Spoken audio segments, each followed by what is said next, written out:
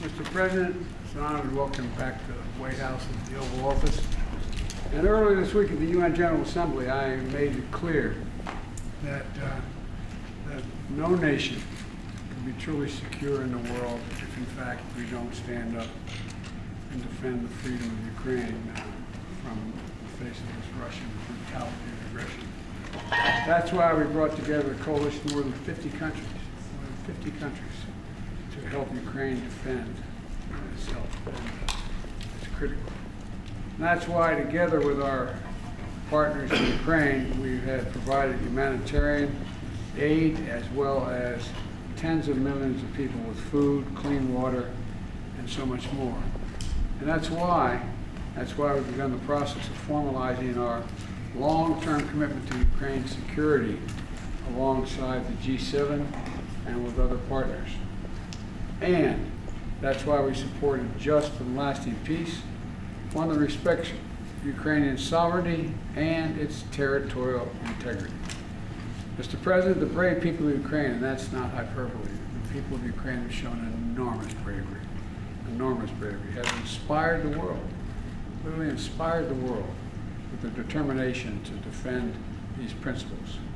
And together with our partners and allies, the American people are determined to see to it that we do all we can to ensure the world stands with you, and that is our overwhelming objective right now. So welcome. We must talk about it. Thanks so much, Mr. President. So warm and strong words to all the Ukrainians from you. Thank you, appreciate. I'm glad to meet you, and it's already the third time this year. Thank you for the invitation. Our regular dialogue has proved that our countries are really, truly allies and strategic friends, and we greatly appreciate the vital assistance provided by the United States to Ukraine to combat Russian terror, really terror. Today I'm in Washington to strengthen our coalition to defend Ukrainian children, our families, our homes, freedom and democracy in the world.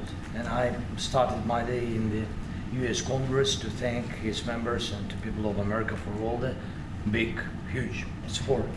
I felt trust between us, and it allowed us to have a frank and constructive dialogue, Mr. President, and this trust and support I felt from both chambers and both parties, and grateful for this.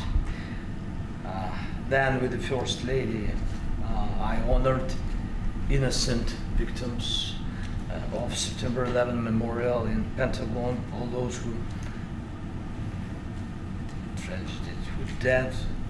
died on American Airlines Flight 77. It's very important to all in the world to remember the victims of terror and value everyone who fights with it. And now I look forward, Mr. President, to our discussion for the benefit of our nations and the world.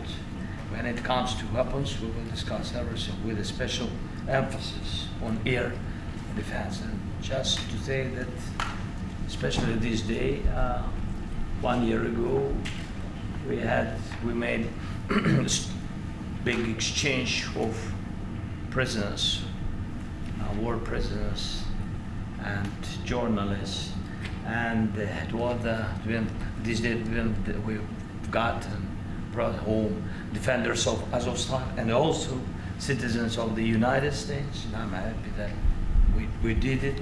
Alexander Druke and Andrew Tai Hume, both from Alabama. Thank you, Mr. President. Thank you. Thank you all very much. Mr. President.